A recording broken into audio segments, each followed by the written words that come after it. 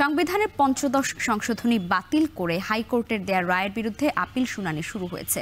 এ বিষয়ে আরো জানাতে যুক্ত হচ্ছেন জাহিদ হাসান। জাহিদ, এই শুনানি কখন শুরু হয়েছে জানাবেন, আর আপিল শুনানিতে কি কি যুক্তি তুলে ধরছেন আইনজীবীরা?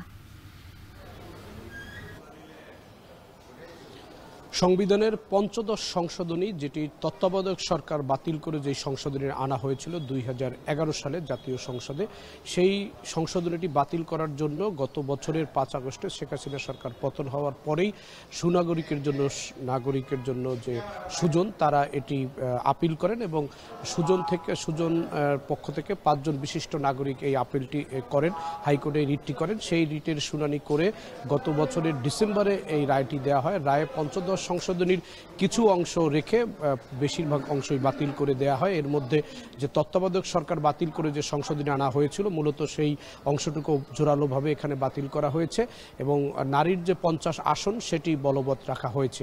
সেই হাইকোর্টের রায়ের বিরুদ্ধে আবার আপিল করে, পরবর্তীতে আপিল করার পরে আজকে সকালে শুনানি হয়েছে। সেই শুনানিতে বিএনপির পক্ষ থেকে তারা শুনানিতে পক্ষভুক্ত হওয়ার জন্য আবেদন করেছেন।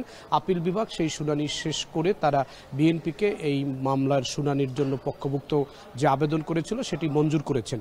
একই সঙ্গে এখন যারা রিট করেছিলেন সেই সুজন, বদিউল আলম মজুমদারের পক্ষে ব্যারিস্টার শরীফ ভুইয়া, তিনি শুনানি করছেন।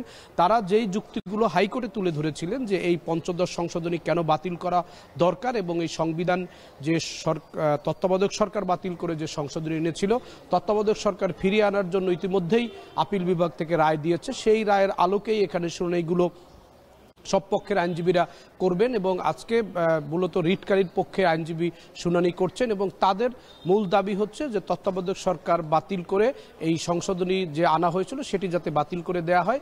এটি হচ্ছে মূল আইনি যুক্তিতর্ক এবং হাইকোর্টের রায়টি বহাল রাখার জন্যই তারা যুক্তিতর্ক রাখবেন। লাইবা।